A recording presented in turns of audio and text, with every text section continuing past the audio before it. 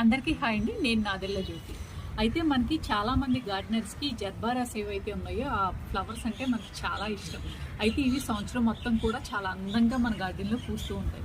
కాకపోతే ఈ మొక్కలు తెచ్చిన తర్వాత చాలామంది ఏమంటున్నారంటే ఏ కంటైనర్ అయితే ఉందో నర్సరీ నుంచి తెచ్చామో ఆ కంటైనర్‌లో ఉన్నంతసేపు మొక్క బాగా బ్రతుకుతుంది. కొన్ని రోజులకి ఈ మొక్క అనేది చనిపోతుంది అని చాలామంది చెప్తున్నారు.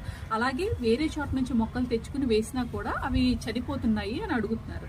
సో వాళ్ళందరి కోసం ఈ జర్బారాస్ అనేది స్పెషల్గా ఎలాంటి కేర్ తీసుకోవాలి, ఎలాంటి టిప్స్ అనేది ఉండాలి అనేది చెప్పడం కోసం ఈ వీడియో అనేది తీస్తున్నాం.